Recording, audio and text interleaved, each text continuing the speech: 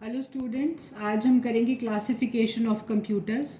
Classification का मतलब होता है कि कौन कौन से एरियाज़ में हम कैटेगराइज कर सकते हैं कंप्यूटर्स को। सबसे पहले आता है हम अकॉर्डिंग टू द पर्पस, मतलब क्या काम हम करवाना चाहते हैं उसके अकॉर्डिंग हम कंप्यूटर्स को दो कैटेगरीज में क्लासीफाई कर सकते हैं, जनरल पर्पस और special purpose computers. General purpose computers वो कंप्यूटर्स होते हैं जो हम कोई भी प्रॉब्लम होती है किसी तरह की, वो हम इसके थ्रू सॉल्व कर सकते हैं। कोई स्पेसिफिक हमारे को खास कॉन्फ़िगरेशन की ज़रूरत नहीं पड़ती। जो नॉर्मल कंप्यूटर्स हम घर पे या ऑफिस में यूज़ करते हैं वो सारे हमारे जनरल पर्पस कंप्यूटर्स होते हैं।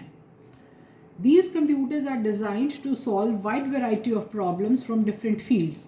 The hardware and the software of such system are adaptable totally different environments. यहाँ पे हम क्या यूज़ कर सकते हैं? इन्वेंट्री कंट्रोल, इसको हम इसके थ्रू कर सकते हैं। रिकॉर्ड कीपिंग, अकाउंटिंग, पेरोल, कोई आपने टाइम टेबल बनाना है, कोई आपने प्रॉफिट लॉस स्टेटमेंट निकालनी है, कुछ भी आपने काम करना है वो जनरल पर्पस कंप्यूटर्स के थ्रू हम वो कर सकते हैं। एक आता है बेटा स्पेशल पर्पस कंप्यूटर्स, जो एक स्पेसिफिक काम के लिए ही हम यूज़ करते हैं। अब यहाँ पे ये देख सकते हो, ये खास तरह का कंप्यूटर बना हुआ है जो हो सकता है म्यूज़िक को जनरेट करने में, उसको बनाने में हमारी हेल्प कर रहा है। ये जो नॉर्मल कंप्यूटर्स हैं, जनरल पर्पस कंप्यूटर्स, उसके थ्रू हम जनरेट नहीं कर सकते, पर इसके थ्रू हम कर सकते हैं। या कोई वर्क स्टेशंस हैं, अलग अलग तरह के कंप्यूटर्स होते हैं जो हम स्पेसिफिकली पर्टिकुलर एक एरिया में यूज़ करते हैं। जैसे कि बेटा process control in an industry, वो खास तरह के कंप्यूटर्स यूज़ करेंगे। या हमने कोई एक्सरे निकालना है, वो अलग तरह का कंप्यूटर होगा। अगर हमने ईसीजी निकालनी है किसी भी इंसान की, अगर हमने हार्ट बीट, हार्ट रेट देखना है, उसके लिए जो मशीन यूज़ होगी वो अलग तरह की मशीन होगी। अगर हमने पायलट्स को ट्रेनिंग देनी है, वो भी अलग तरह के कंप्यूटर्स यूज़ करते हैं। तो वो सारे आते हैं इस कैटेगरी में, that is special purpose computers, जहाँ पे जो कंप्यूटर्स हैं वो अलग तरह से उनकी कॉन्फ़िगरेशन होती है, एक पर्टिकुलर एरिया के लिए ही वो यूज़ किए जा सकते हैं। Next is on the basis of working principle, कि वो किस बेस पे वो काम करते हैं। Computers they can be classified as analog, digital and hybrid. बेटा सबसे पहले एनालॉग कंप्यूटर्स वो कंप्यूटर्स होते हैं, अगर हम इसकी आउटपुट देखें बेटा, यहाँ पे ये फिजिकल क्वांटिटीज़ को मेजर करते हैं और साइन वेव इसकी आउटपुट हमारे को मिलती है as sine wave. For example बेटा अगर हम टेम्परेचर देखें, आज अगर टेम्परेचर 20 डिग्रीज है तो एकदम 25 नहीं होगा, 20 के बाद 20.1, 20.2, 20.3, धीरे धीरे करते वो 21 पे आएगा, फिर 21.1, 21.2, फिर धीरे धीरे करके 22 और अल्टीमेटली वो 25 पे आएगा। तो इसका मतलब ये है कि वो धीरे धीरे बढ़ रहा है। जो हमारी साइन वेव होती है, जो इस तरह से कर्व होता है, उस तरह से एनालॉग क्वांटिटीज़ मेजर होती हैं। एनालॉग कंप्यूटर्स जो फिजिकल क्वांटिटीज़ हैं उनको मेजर करने के लिए यूज़ करते हैं हम इसको। स्पीडोमीटर हो गया, ओडोमीटर हो गया, सेस्मोग्राफ हो गया, ये हैं कुछ एप्लीकेशंस जो एनालॉग कंप्यूटर्स यूज़ करते हैं। यहाँ पे इन कंप्यूटर्स का यूज़ होता है।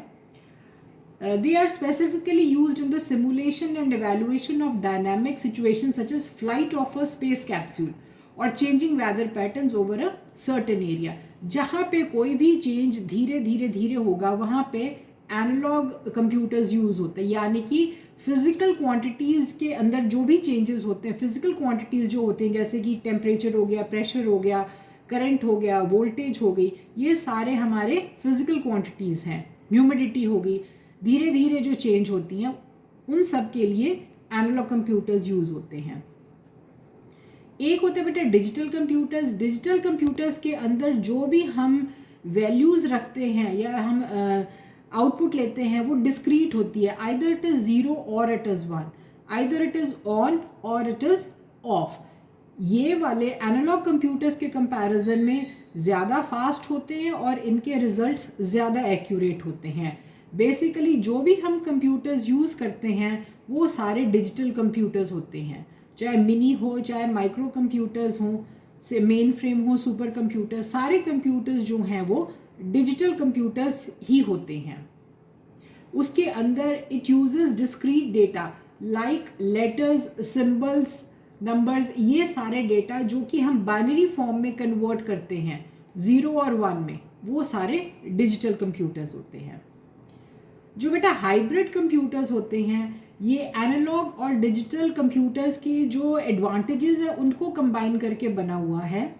ये दोनों तरह की क्वांटिटीज़ के साथ चलते हैं, ये एनालॉग फिजिकल क्वांटिटीज़ को भी और डिस्क्रीट वैल्यूज़ को भी, दोनों को मेजर करते हैं। बेटा इसका बहुत अच्छा एग्जाम्पल है, जब हम पायलट्स को ट्रेनिंग देते हैं तो कभी भी उनको डायरेक्टली एरोप्लेन में नहीं बिठा देते, उनको हम ट्रेनिंग देते हैं। जो ट्रेनिंग दी जाती है बेटा वो एक सिमुलेटर के अंदर दी जाती है। सिमुलेटर क्या होता है बेटा? एक कमरा होता है जहाँ पे अलग अलग कंप्यूटर्स को लगा दिया जाता है। ये कौन से कंप्यूटर्स होते हैं? ये बेटा हाइब्रिड कंप्यूटर्स होते हैं। जिस वक्त एक्चुअल में अगर प्लेन रनवे पे चल रहा है तो बाहर का व्यू कैसा नज़र आएगा, जब वो टेक ऑफ कर रहा है तो बाहर का व्यू कैसा होगा, जब वो पर्टिकुलर किसी हाइट पे है, आसमान में उड़ रहा है, नीचे लैंड कर रहा है, जैसे जैसे उसको व्यू नज़र आता है नीचे का, उन सारे कंप्यूटर्स पे वैसे ही डिस्प्ले होते हैं। कौन से कंप्यूटर्स पे बेटा? हाइब्रिड कंप्यूटर्स पे। हाइब्रिड कंप्यूटर्स दोनों एनालॉग और डिजिटल कंप्यूटर्स की एडवांटेजेस के साथ उनको कंबाइन करके ये बनाया गया है। The combination of computers which is capable of processing in both analog and digital signals. It accepts input in the form of analog signals, process data digitally and gives output either digitally or analog form. They are used in industrial applications, airplanes, ships, hospitals, etc. The widest application of hybrid computer take place in situations which require real-time solutions. Example ECG, electronic cardiograph. ये तो बेटा मैंने एक example आपको बताया है, एक मैंने आपको सिमुलेटर का बताया है जहाँ पे हम हाइब्रिड कंप्यूटर्स यूज़ करते हैं। बेटा ये इनके डिफरेंस है एनालॉग और डिजिटल कंप्यूटर के। It is based on continuous data जो आपको साइन वेव के फॉर्म में मिलता है। It is based on discrete data. It measures only physical values like the current, speed, voltage. It measures digits like 0 and 1.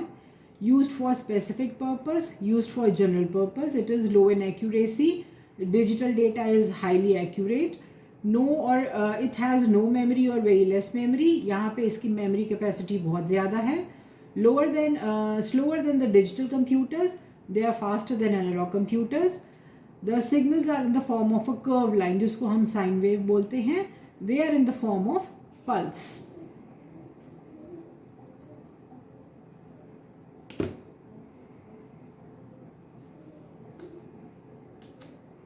Next is on the basis of size. हम कंप्यूटर्स को कैसे classify कर सकते हैं?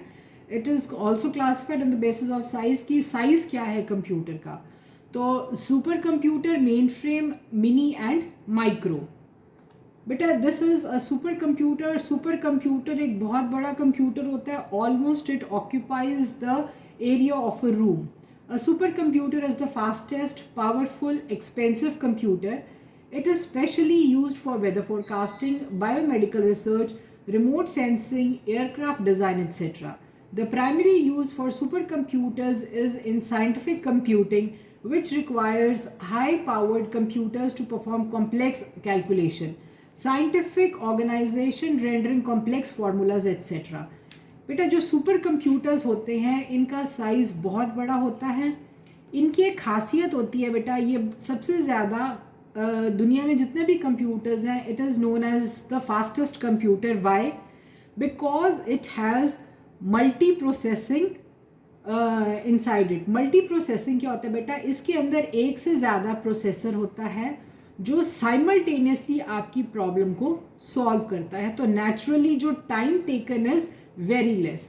या तो पूरी प्रॉब्लम को जितने प्रोसेसर्स हैं उसमें डिवाइड कर देगा, या अगर 10 प्रॉब्लम्स हैं तो जितने प्रोसेसर्स हैं उसमें 10 की 10 प्रॉब्लम्स को वो डिस्ट्रीब्यूट कर देता है। इसलिए इसको हम फास्टेस्ट कंप्यूटर बोलते हैं।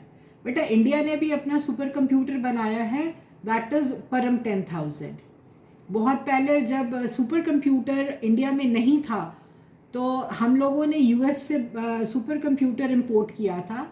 तो इस शर्त पे उन लोगों ने सुपर कंप्यूटर हमारे को भेजा था कि हम कोई भी मिलिट्री वर्क के लिए सुपर कंप्यूटर यूज़ नहीं करेंगे, but we will use supercomputer for weather forecasting. उसके बाद आता है बेटा mainframe computer. Main frame computer जो है सुपर कंप्यूटर के कंपैरिजन में साइज में थोड़ा सा छोटा होता है। ये ज़्यादातर बेटा क्लाइंट सर्वर आर्किटेक्चर उस चीज़ को फॉलो करता है। बड़े बड़े इंडस्ट्रीज़ हैं, बैंक्स हैं, तो ये मेन फ्रेम कंप्यूटर्स यूज़ करते हैं। इसके अंदर मेन इनका एक सर्वर होता है और बहुत सारे क्लाइंट्स होते हैं। सारे के सारे जो ऑपरेशंस होते हैं वो सर्वर एंड पे होते हैं और क्लाइंट एंड पे तो सिर्फ क्वेरीज ही एग्जीक्यूट होती हैं। Mainframes are large, powerful and expensive computers used mainly by large companies for bulk data processing, commercially data processing and other large-scale operations such as bank transactions. It may have hundred or even thousands of terminals, जिसको मैंने आपको बताया है कि clients बोलते हैं, लेकिन server सिर्फ एक ही होता है। बैक एंड पे सर्वर होता है जहाँ पे एक्चुअली ट्रांजैक्शंस एग्जीक्यूट होती हैं।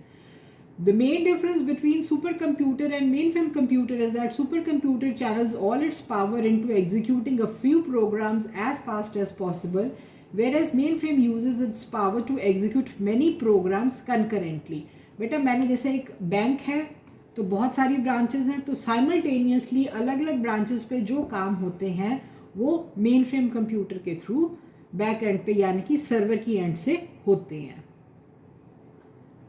मिनी कंप्यूटर बेटा मिनी कंप्यूटर हो गया या माइक्रो कंप्यूटर हो गया, शक्ल में एक जैसे ही नज़र आते हैं।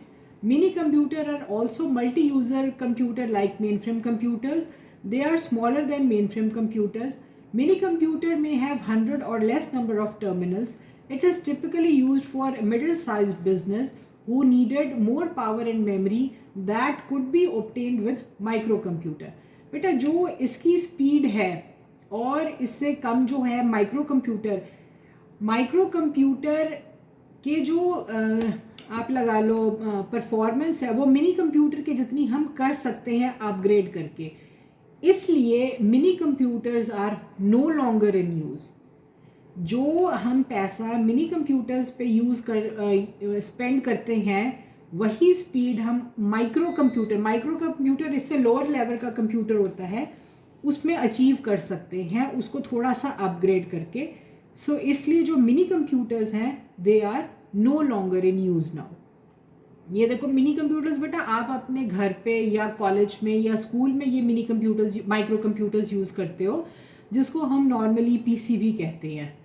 इसकी स्पीड हम मिनी कंप्यूटर के बराबर कर सकते हैं थोड़ा सा अपग्रेड करके, इसलिए मिनी कंप्यूटर ऑब्सोलीट हो चुके हैं, they are no longer in use.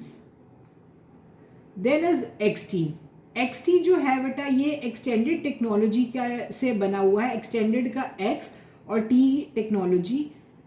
ये सबसे पहले जहाँ पे माइक्रो प्रोसेसर्स यूज हुए थे बेटा, जो 8085 है that is a micro processor, 86 is a micro processor, 88 is a micro processor, 80 है ये कंपनी का नंबर होता है, जो कंपनी है इंटेल है इसका ये नंबर है, और 85, 86, 88 ये प्रोसेसर्स हैं, इनको हम बोलते हैं 8085 हैं।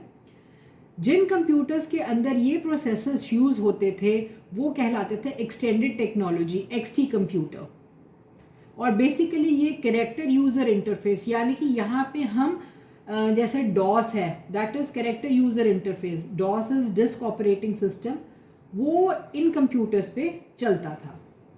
एक्सटी के बाद आया बेटा 80 that is advanced technology, advanced का ए टेक्नोलॉजी का टी, ये ग्राफिकल यूज़र इंटरफेस यूज़ करता था, जहाँ पे जैसे कि विंडोज़। 80 में ज़्यादातर हम क्या करते थे, ये विंडोज़ बेस्ड प्लेटफॉर्म हम यूज़ करते थे। इसके बाद आया बेटा PS/2, ये था पर्सनल सिस्टम, ये 80 को थोड़ी सी एडवांस्ड फॉर्म में हमने पेश किया था, और इसके अंदर ये फास्ट IO डिवाइसेस लगाए हुए थे और ये भी ग्राफिकल यूज़र इंटरफेस ही यूज़ करता था। That's all students. Hope आपको ये सब क्लियर हो गया होगा. See you next time.